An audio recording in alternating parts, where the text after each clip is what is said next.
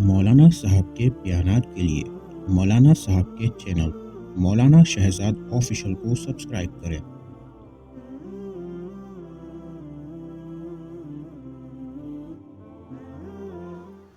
رسول اللہ صلی اللہ علیہ وسلم نے ارشاد فرمایا کہ نکاح میری سنت ہے، اور دوسری روایت میں فرمایا جو شخص نکاح سے اعراض کرتا ہے، منہ پھیرتا ہے، روح گردانی کرتا ہے تو وہ میری امت میں سے نہیں ہے۔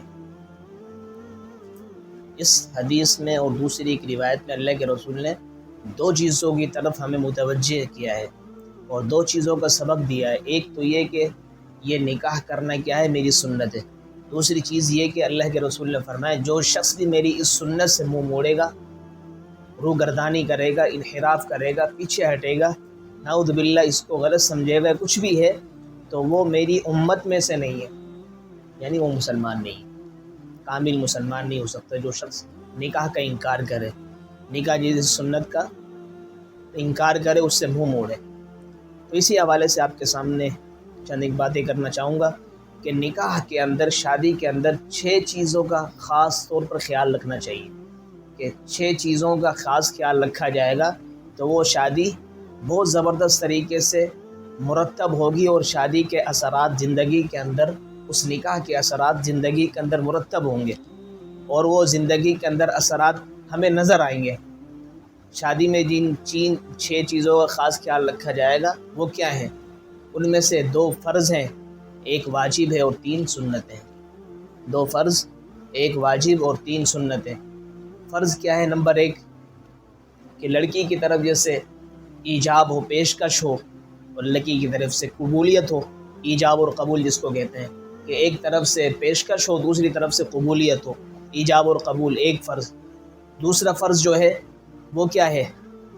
دوسرا فرض 2 گواہوں کا ہونا ضروری ہے۔ جب نکاح ہو رہا ہو تو اس دوران 2 مسلمان گواہوں کا، عقل مند جو ہو، عاقل ہو، بالغ ہو، مسلمان ہو، تو ان کا موجود ہونا اس نکاح کے دوران ضروری ہے۔ اگر وہ نکاح کے دوران 2 مسلمان گواہ موجود نہیں ہوں گے تو نکاح نہیں ہوگا۔ مثال کے طور پر کوئی بندہ ہے، ایک طرف سے لڑکی کسی کو واٹس ایپ کے ذریعے سے کہہ دے بھائی میں آپ کو پیشکش کرتی ہوں، آپ مجھے قبول کریں اپنے نکاح کے اندر، سامنے والا لڑکا کہہ دے ٹھیک ہے میں نے قبول کر لیا، تو یہ ایجاب و قبول پائے گا، ایک فرض پائے گا۔ لیکن دوسرا فرض جو ہے 2 گواہوں کا نہیں پایا گیا، جس کی وجہ سے ان دونوں کا نکاح نہیں ہوگا۔ اس لیے ایک مجلس کے اندر نکاح کے اندر 2 گواہوں کو ہونا بہت ضروری ہے۔ اگر 2 گواہ نہیں ہوں گے تو نکاح مرتب نہیں ہوگا، منعقد نہیں ہوگا، نکاح جائز نہیں ہوگا۔ اسی طریقے سے جو تیسری چیز ہے ان 6 چیزوں میں سے جو واجب ہے وہ کیا ہے؟ مہر۔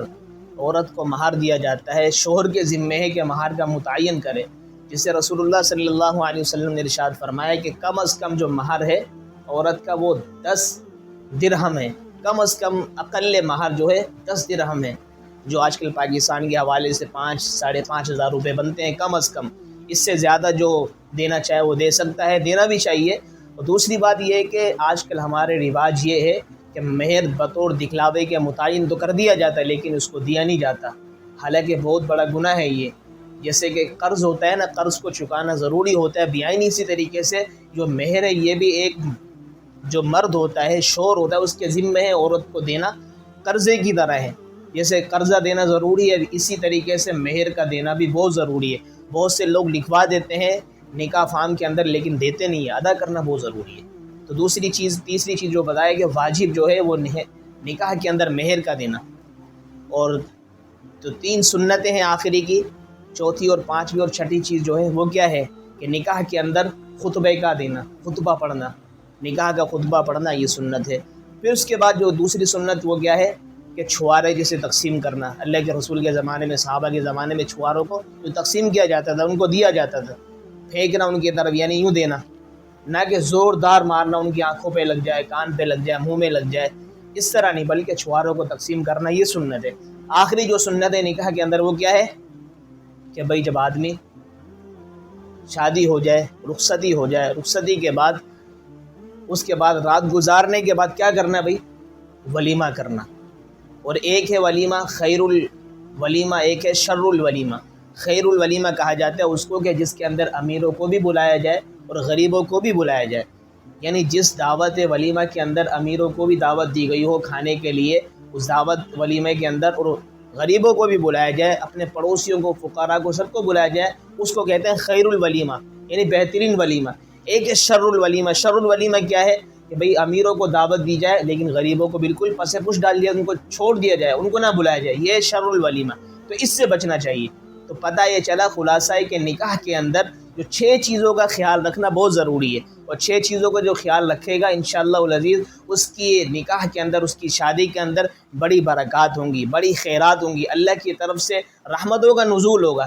لیکن جو نکاح، جو شادی ان 6 چیزوں سے ہٹ کر ہوگی، بلکہ اور زیادہ اس کے اندر اگلم شگلم ساری چیزیں ملا دیں گے، جس کی وجہ سے برکات سے محروم ہو جائیں گے۔ اس لیے ان تمام 6 چیزوں کو سامنے رکھتے ہوئے آدمی کو شادی نکاح کرنا چاہیے۔ اللہ تبارک و تعالی ہمیں ان تمام 6 چیزوں کو سامنے رکھتے ہوئے اپنی زندگی کے اندر نکاح اور اسی طرح شادی کو مرتب کرنے والا بنائے۔ وما علینا الا البلاغ۔